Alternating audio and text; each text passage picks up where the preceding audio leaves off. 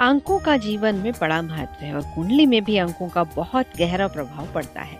अपने जीवन के अंक को समझना यानी जीवन का सार समझना। नमस्कार, पीपल्स अपडेट में मैं नूपुर शर्मा आपको बता रही हूँ भगवान श्री कृष्ण का शनिदेव के अंक 8 से लगाव का रहस्य। यह महज संयोग नहीं था कि उनके जीवन की अधिकांश घटनाएं 8 के अंक से जुड़ी थी, बल्कि ये उनकी असीम शक्ति के बारे में बताते हैं, क्योंकि 8 अंक अनंत का संकेत है और कान्हा भगवान विष्णु के 8वें अवतार हैं। देवकी और वासुदेव की 8वीं संतान है।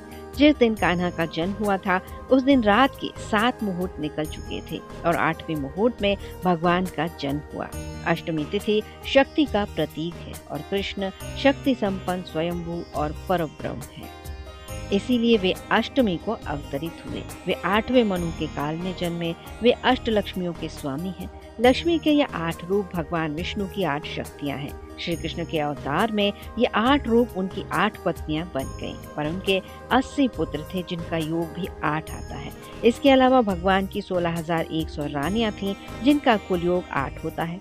इनसे कृष्ण ने केवल उन्हें नरकासुर से बचाने के लिए विवाह किया था। बचपन की 8 सखियों से कृष्ण को विशेष लगाव था, जो राधा, विशाखा, ललिता, इंदुलेखा, चंपकलता, सुदेवी, तुंग विद्या और चित्रा हैं। उनके 8 मित्र और 8 ही शत्रु थे।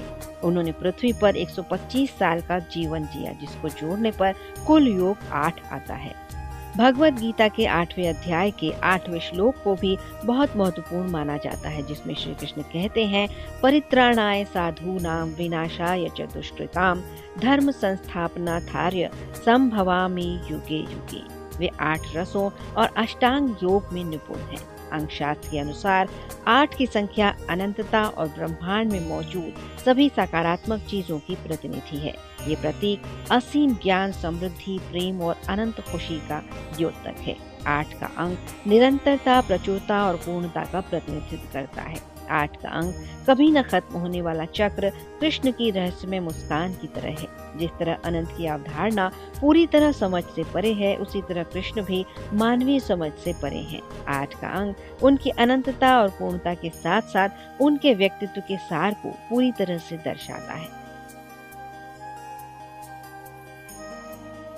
न फेक न लेट, देखते रहिए पीपल्स अपडेट।